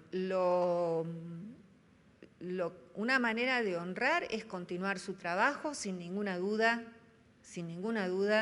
es formar nuevas generaciones y hacerlo con toda la rigurosidad de la que seamos capaces. Porque si era algo, Emilia, era exigente. Todas las que hemos sido discipuladas ya hemos sufrido su exigencia y hemos sido beneficiadas de su exigencia, porque gracias a esa exigencia es que podemos discutir con los que discutimos, podemos discutir con políticos, podemos discutir con académicos, podemos dar cuenta de las cosas. Es decir, la exigencia se sufre y se goza al mismo tiempo. Y tiene en quien logra sobrepasar esa situación un impacto formativo importante. Y tenemos que seguir siendo exigentes con las generaciones futuras, porque si no, Emilia siempre decía, si se baja, o sea, si uno se afloja, y ella lo conversaba mucho a propósito de la maestría de La Plata, ¿no? Es decir, si se baja la exigencia, en una generación se va todo al diablo. Es decir, se pierde la rigurosidad, se pierde la línea, se pierde todo. Por eso una forma de honrarla es seguir investigando y seguir enseñando con rigurosidad, con conciencia, con seriedad, estudiando con seriedad. Y la otra forma que me parece que es de honrarla tiene que ver con lo colectivo, tiene que ver con mantener esto, ¿no? Esto de, por más que haya pequeñas diferencias del punto de vista de esto, del punto de vista del otro, o pequeñas diferencias humanas que entre los seres humanos va a haber siempre, somos un colectivo. Somos un colectivo que quiere un tipo de escuela, que quiere formar ciudadanos de determinada forma, que no se conforma con que los chicos sepan poquito y de cualquier manera, que queremos que sepan mucho y de una manera absolutamente dialógica, que no nos conformamos con dar cualquier clase, que nuestras clases tienen que ser una celebración del conocimiento. Distinguirnos, entrelazarnos y distinguirnos y vernos hacia lo lejos y saber que estamos en la misma y que estamos luchando por lo mismo, independientemente de pequeñas diferencias teóricas o inclusive de grandes diferencias teóricas, pero el norte está para ahí. Ella, cuando fue el debate de Goodman y Chall, cuando fue el gran debate en Estados Unidos, ella decía que Goodman se había equivocado en la estrategia del debate, porque Goodman le había contestado a Chall, el representante de la conciencia fonológica, la representante de la conciencia fonológica en aquel momento, le había contestado a los argumentos científicos con argumentos políticos. Y que si Goodman le hubiese contestado con lo que tenía, porque si tenía investigación Goodman le sobraba, si Goodman le hubiese contestado con argumentos científicos a los contraargumentos políticos de Chall, el debate hubiese terminado de otra manera. Y yo creo que una manera de honrarla es tener cada vez más argumentos académicos, científicos, pedagógicos para poder discutir las políticas, porque si no, no vamos a avanzar. Si queremos discutir desde ideologías, no vamos a avanzar. Tenemos que discutir con evidencias.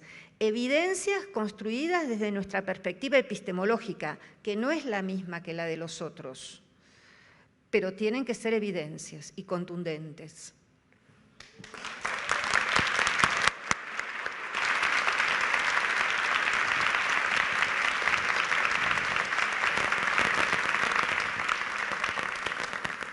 Muchas gracias.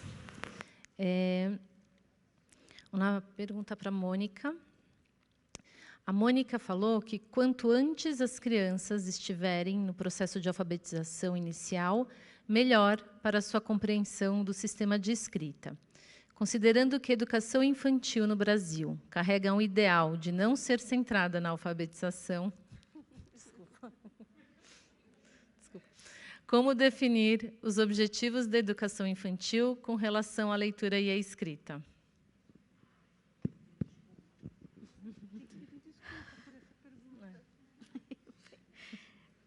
Não, é perfeita para a Mônica essa pergunta. É perfeita.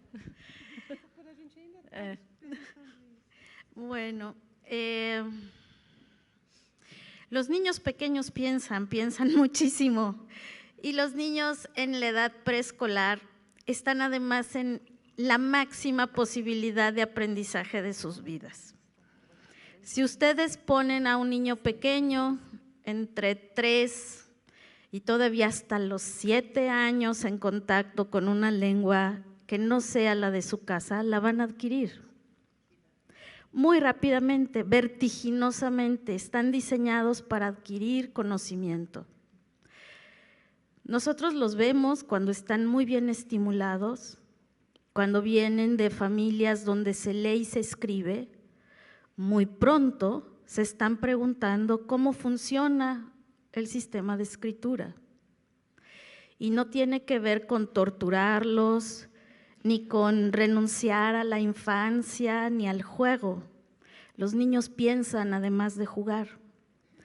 Y piensan todo el tiempo, y piensan sobre lo que les resulta relevante porque en su comunidad es relevante. Por eso hay tanta diferencia entre los niños que pertenecen a familias con un nivel educativo con mayores posibilidades que aquellos que vienen de lugares desfavorecidos. Y eso es importantísimo.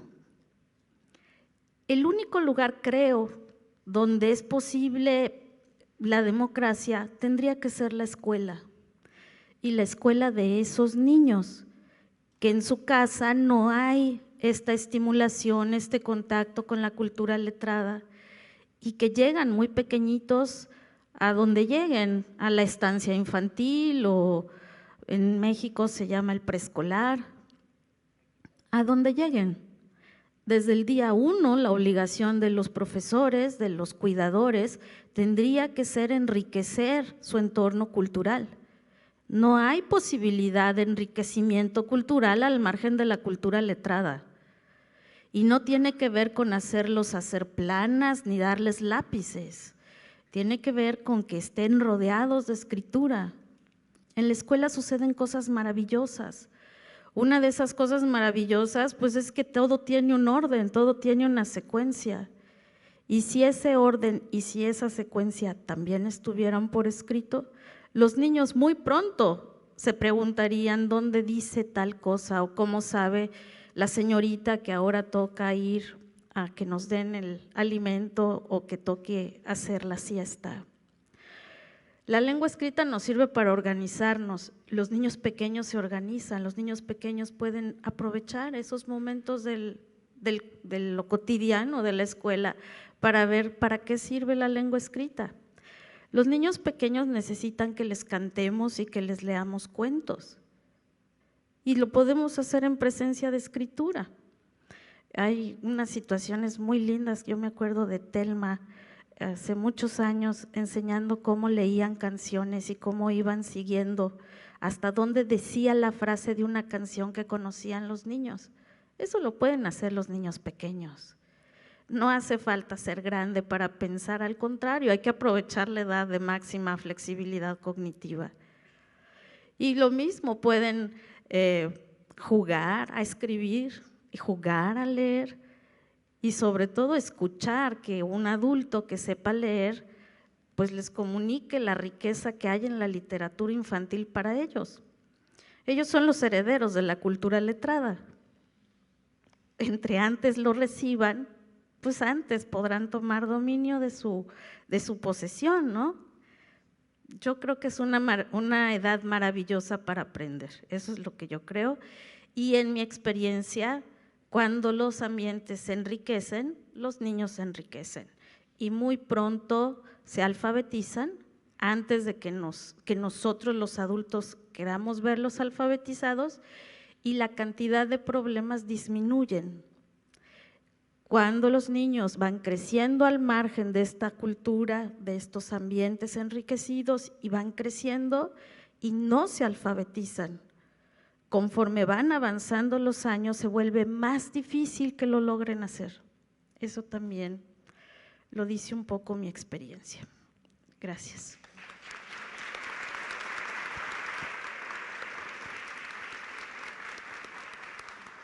Eu achei engraçado porque a gente tinha conversado sobre esse assunto recentemente e a Mônica compartilhado a experiência da escola em que ela trabalha, né? Então, achei, por isso que eu dei risada, não estava tirando o sarro da pergunta. Uma pergunta para a Mirta. A melhora da qualidade de vida da sociedade está muito associada aos avanços tecnológicos.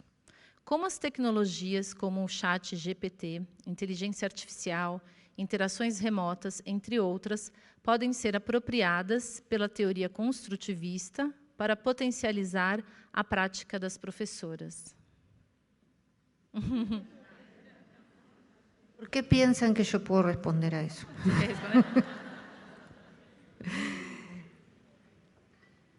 De nuevo, el chat GTP y ¿qué más? Inteligência artificial y hubo una cosa que me hizo ruido en el planteo, que la calidad de vida está vinculada, ¿cómo era? A melhora da qualidade de vida da sociedade está muito associada aos avanços tecnológicos em geral, né? Aí ele cita aqui como tecnologias como o chat comparto. GPT. No comparto que necesariamente sea así. Depende de cómo definamos calidad de vida, depende de la cultura de origen, depende de cuánto espacio se le da a la tecnología, a qué edades, para qué usos. Las tecnologías son un medio, pero yo no comparto lo que la gente que se dedica a esto y que sí sabe del tema, no yo, que soy una opinadora en este caso, llaman el tecno-optimismo. Tecno-optimismo. Es decir, pensar que una tecnología, como me simplifica algo, siempre está bien abrirle la puerta y adoptarla. No. Ya hay muchos autores que están diciendo, primero pensemos. ¿Cómo le incorporamos? ¿Para qué le incorporamos? ¿En qué momento le incorporamos? ¿Con qué mediaciones de los adultos? Y no hacer una incorporación acrítica de todo lo que anda por ahí. Bueno, hay algunos profesores, el otro día escuchaba una entrevista a un profesor, por ejemplo, que trabajaba con los alumnos con el bendito chat, que está de moda ahora, que es lo último que está de moda, y trabajaba en cosas en secundaria, no con niños pequeños, en secundaria, y trabajaba cuestiones de confiabilidad, de evaluación de la respuesta del chat, en vez de usarlo para que haga la tarea por mí, hacerle hacer tareas para evaluar al chat. Bueno, ese me parece una posición interesante, pero no es algo que se pueda hacer con niños pequeños, por lo menos no lo veo muy posible, se trataba de un profesor de secundaria. Ese tipo de incorporación me parece interesante porque las tecnologías existen y demás, pero una posición crítica. Yo decía hace un ratito que en las escuelas donde hay salas de computación viene muy bien que la primera escritura de un texto extenso se haga directamente en computadora porque después es más fácil revisarlo. Bueno, pero yo ahí tomo una decisión. Hay pocas máquinas para muchos chicos. ¿Cuál es el mejor momento para usar las máquinas? ¿Sí?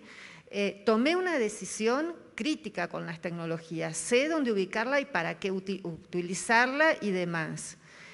UNICEF está recomendando que cuanto más tarde se introduzca a los chicos en las redes sociales, mejor. Los chicos corren mucho peligro en las redes sociales, mucho peligro. Hay que protegerlos más que incorporarlos ahí. Y por lo tanto, cuanto más grandes se incorporen, mejor. Eso quiere decir que yo, por ejemplo, ante cosas que sí haría en la escuela y que sí hacemos en la escuela, niños de, la situación era sexto grado, sí, sexto grado. Comparar titulares de periódicos, que lo venimos haciendo desde hace muchísimo tiempo, ya no lo comparamos más titulares de periódicos en papel. Abrimos los periódicos para comparar los titulares de periódicos y analizar voz pasiva, impersonalización, voz activa, etcétera, y el efecto sobre el lector, abriendo titulares. O sea, hay muchas cosas que nos sirven, pero pensando bien por qué y para qué, porque la tecnología no nos resuelve nada si nosotros no sabemos para qué la estamos utilizando, es decir, ni tirar el agua con el bebé adentro, ni ser esclavos de que porque esta tecnología existe la tenemos que incorporar a la escuela. Los de matemática, por ejemplo, tienen un trabajo, muy buen trabajo hecho acerca de cómo usar la calculadora. ¿En qué momento? Pero ellos analizaron, estudiaron en qué momento, cuándo sirve, cuándo la retiramos, cuándo la facilitamos. Nosotros tenemos que tomar la decisión cuándo le ponemos el corrector de texto al procesador y cuándo se lo sacamos. Esa es una decisión pedagógica. Las decisiones pedagógicas tienen que comandar la incorporación tecnológica y no al revés. Porque la tecnología no es una marca de calidad en sí misma.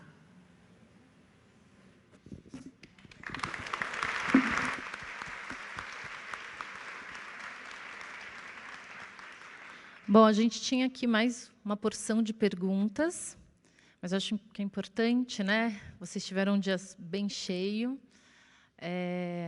E encerrando, queria agradecer muito a presença de vocês, a disponibilidade de estarem aqui compartilhando com a gente as contribuições que vocês, e que é um reflexo das contribuições, né, que Emília Ferreiro deixou para a pesquisa e que reflete tanto no nosso dia a dia, nas nossas identificações e na forma como a gente enxerga as crianças, enxerga o nosso próprio fazer enquanto professores e profissionais da educação. Muito obrigada.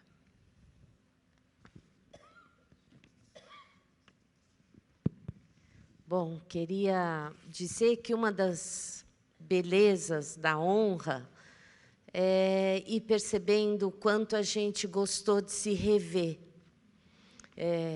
Lá no saguão, nesses últimos dias, o quanto a gente foi celebrando a história, que é uma história de muita exigência e complexidade, mas é uma beleza a gente pensar que nós lemos, estudamos, que nós fomos criando a possibilidade de criar referências em alguns nomes que ganharam novos sentidos para a gente, né? É muito bonito pensar que a Mônica está aqui. É muito bonito, né? A gente tinha a Mônica dos textos, e a gente falava, uma das orientandas da Emília, lembram? Né? E a Mônica está aqui, a nossa professora Mirta, que chama o compromisso da exigência, mas é a exigência em pessoa, né? Hoje ela foi começando calma, eu pensei, ela está mais calma. E chegou à tarde, eu falei, não. E eu preciso dizer para vocês, com bastante cuidado, com cada uma de nós, que o que mais nos assusta é o quanto a gente tem percebido que as nossas convicções são frágeis frente à luta. E nós estamos vivendo uma luta muito importante na escola pública e nas escolas privadas. E nós estamos precisando muito de consistência para a gente poder fazer frente, juntas e juntos, a algo que a gente sabe que não pode perder, que é o direito das crianças de aprenderem mais e melhor. E como eu atuo na escola privada, sempre é como se a gente estivesse pedindo desculpas pelo privilégio das condições, né, frente aos colegas da rede pública que estão aqui.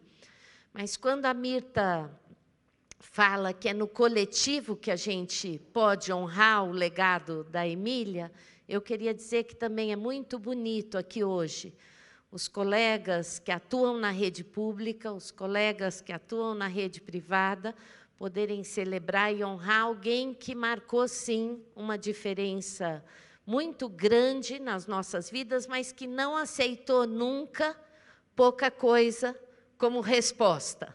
É bonito a gente pensar que nós temos representantes dessa geração, mas que nós estamos precisando dos mais jovens. Ontem a gente estava falando de juventude construtivista e eu falava, eu estou nessa turma, mas eu não estou nessa turma. Eu devo ser uma das mais novas, das mais velhas. Mas eu estou no grupo das mais novas e queria terminar dizendo que nós estamos precisando dos mais jovens. Então, nós estamos aqui fazendo um convite para quando a gente for contando sobre as experiências que a gente teve com a própria Emília, com os estudantes mais próximos da Emília, que vocês possam, dá até medo de falar ser responsável pelo que cativa, porque vai ver que eu cito. Vou cuidar aqui para não fazer isso, mas que vocês nos ajudem a manter esse legado. Então, eu acredito aqui do chão da rede privada que a gente pode formar coletivos fortes, porque foi assim lá atrás, né? A gente não esquece o papel e a importância que a Escola da Vila teve nessa construção, quando lá atrás representou esse lugar tão importante de trazer essas educadoras e essa discussão. Nós temos aí um legado a preservar.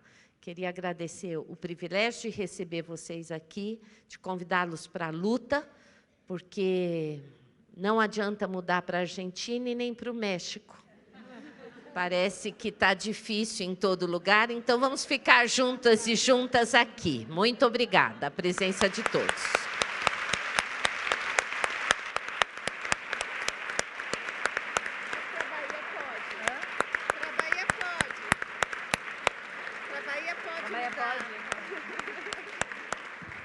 Pessoal, um minutinho, eu queria saber da equipe que colaborou, a Isis, o Mitch, a Elaine, estão por aqui? Estão ali? Vocês estão com aquela parte do final? Tá bom.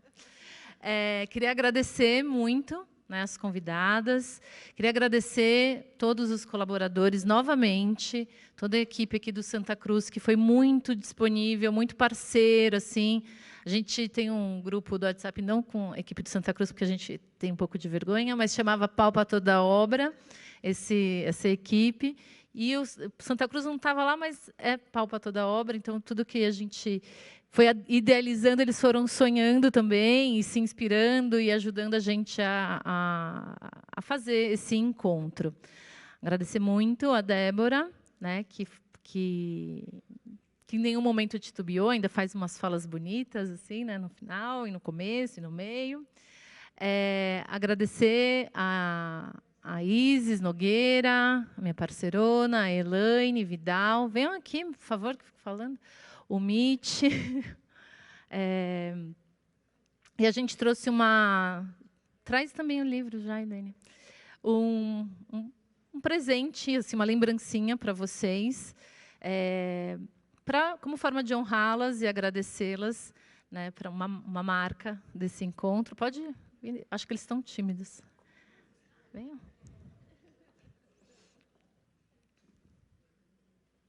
Pode vir, Mitch, você primeiro, então. O Mitch queria muito entregar para você, Mirta, era algo muito especial.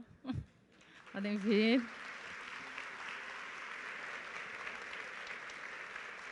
Isis.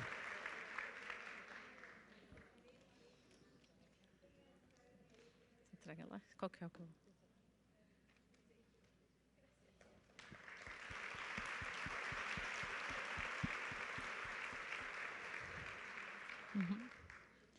A Miruna, pode vir.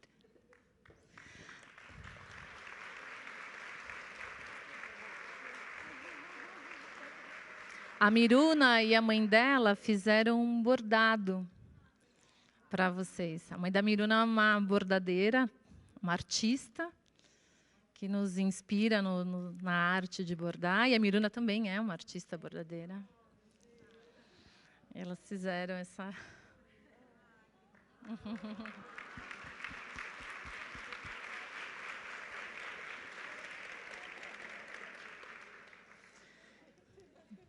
Tem mais coisa para chorar? Não. A gente queria tornar especial e ter uma marca, né, desse encontro. E a frase da Mirta nos encheu de emoção desde o primeiro momento que a gente leu. E ficou para a gente como algo que nos motivava a seguir, pensar e pensar nesse legado, né, da Emília Ferreira. Como? Ah, ela falou que autoriza tirar o sobrenome dela. Não. É uma frase sua que eu acho que simboliza tudo o que a gente sente, né? Que a Emília semeou uma teoria psicolinguística e floresceu um movimento pedagógico que cabe a gente seguir honrando e perpetuando. Muito obrigada. E eu... O que foi? Ah...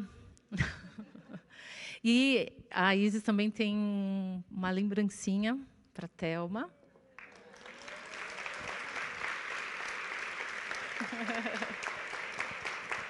Nossa homenagem para a Thelma. Uhul!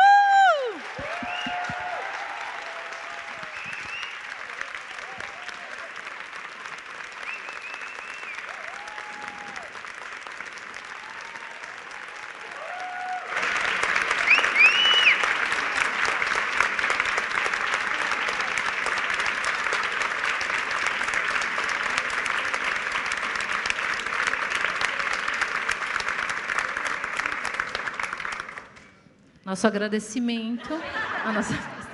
Júlia, a Thelma falou que não ia falar nada e que não ia sentar na frente, mas ela vai falar.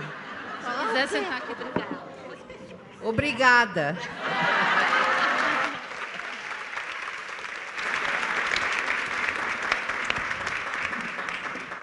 A gente que agradece todos os dias. Elaine. E aí, para finalizar, né, dando encerramento aqui ao nosso encontro, tem uma novidade para vocês, mas eu vou deixar aqui a Elaine, que é a idealizadora dessa novidade aqui, compartilhe com vocês. Uma das, né, gente? Porque se a Emília a gente honra no coletivo, a novidade que eu tenho é mais um projeto coletivo. A gente tem um livro que um grupo de professoras resolveu escrever durante a pandemia. Não tem uma relação direta com a obra da Emília, a não ser o fato de todas partirem de uma perspectiva construtivista.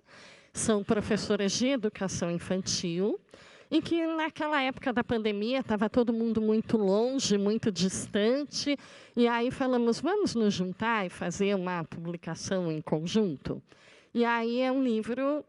por aqui, A Infância na Escola, Reflexões sobre Educação Infantil. Ele vai ser lançado em outubro e ele reúne, na coletânea, alguns relatos de pesquisa e alguns causos para contar. Então, professoras contando causos da sala de aula. Então, ele é bem misturado, mas nós resolvemos trazer porque Um dos capítulos é o relato de pesquisa da Juliane, e aí eu vou falar que ela falou de todo mundo, mas a Julie foi a grande idealizadora desse evento e trabalhou para caramba para que ele acontecesse. Obrigada, viu, Julie?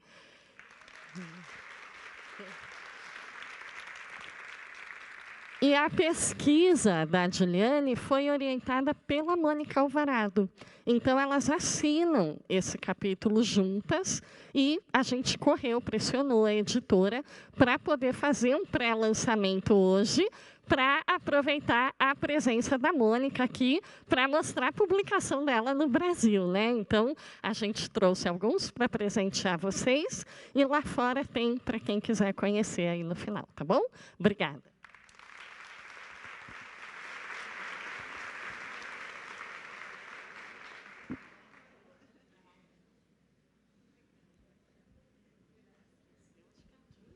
Eu quero, não, eu quero dois. Muchas gracias por todo. Qué padre, qué bueno.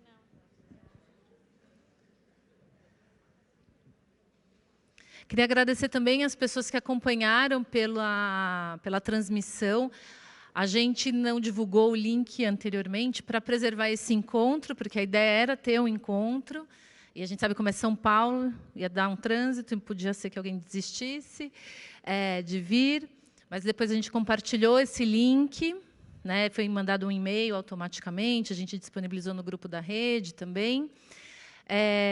E o pessoal do Conselho Consultivo, a Adélia, Ana Maria Kaufmann, Sofia Vernon, a Cláudia Molinari, a Beth, que é da diretoria, ela não está aqui presente, mas ela está acompanhando a transmissão, a Beth Monteiro, da Bahia, a Mira Dávalos, o Josué, Alejandro Josué, que foi pesquisador junto com a Emília, o Ramiro, quem mais? A Aris Beth, né, estão acompanhando, e a família dela também está acompanhando essa transmissão. Então, o meu agradecimento a todos eles. Quero agradecer o pessoal que veio dos diferentes municípios. Fiquei sabendo, né, de municípios que fecharam carros, ônibus para estarem aqui. A minha amiga Ana Lúcia, que eu vou citar, que ela é uma professora universitária lá da Federal do Mato Grosso, que está lá batalhando para que a gente exista lá na universidade, marcar nossa presença. Ela fez questão de estar aqui nesse encontro. Então, obrigada, Ana Lúcia. E obrigada a todos, né, que estão aqui. Para finalizar, eu vou passar um... não, vamos ver o Mentimeter, só para... Como ficou? O Mentimeter. A nossa nuvem de palavras. Transformação segue aí e revolução junto. Revolução, reflexão, transformação e ressignificação. Quantas palavras com sentido muito profundo, né, no nosso idioma. E aí, para finalizar esse encontro, preparei um vídeo bem curtinho. E aí eu vou convidar vocês, no final desse vídeo, se unirem à salva de palmas da nossa mestra Emília. Vai passar aqui, gente, então, se vocês quiserem. Mônica, Mirta... La doctora Emília Ferreira.